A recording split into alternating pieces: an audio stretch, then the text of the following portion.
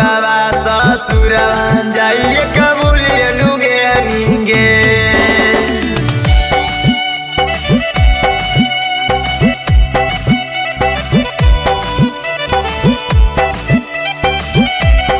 Mix by Neeraj भाई।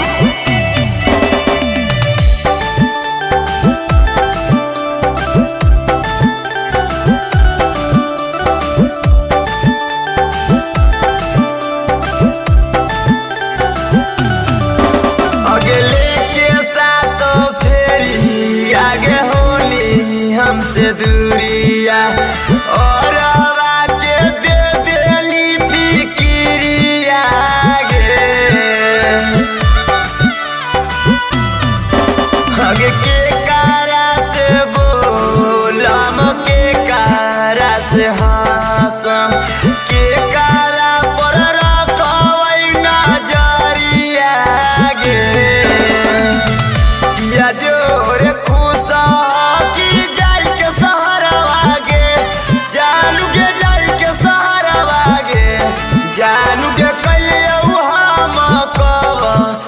कसूरवा ससुरवा जाइए के बोले नुगे नीगे जानू के कलिए हम कब ना कसूरवा ससुरवा जाइए के बोले नुगे नीगे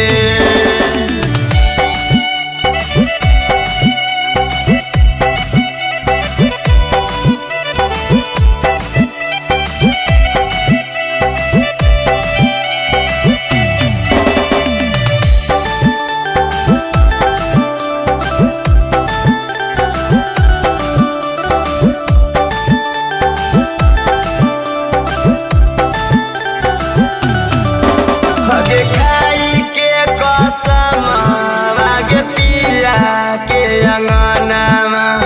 जाइए के दुनिया बसाइनी गे अगे कमल से बिहारी या के बुझनी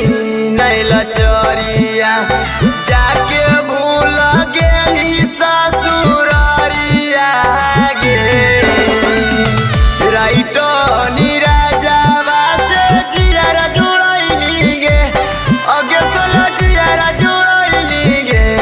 जानू के कलिया हम कब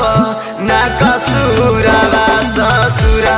जाइए के बोलिए नुगे नीगे जानू के कलिया हम कब ना कसूरवा ससुरवा जाइए के बोलिए नुगे नीगे कंचन रिकॉर्डिंग स्टूडियो श्रीरामपुर।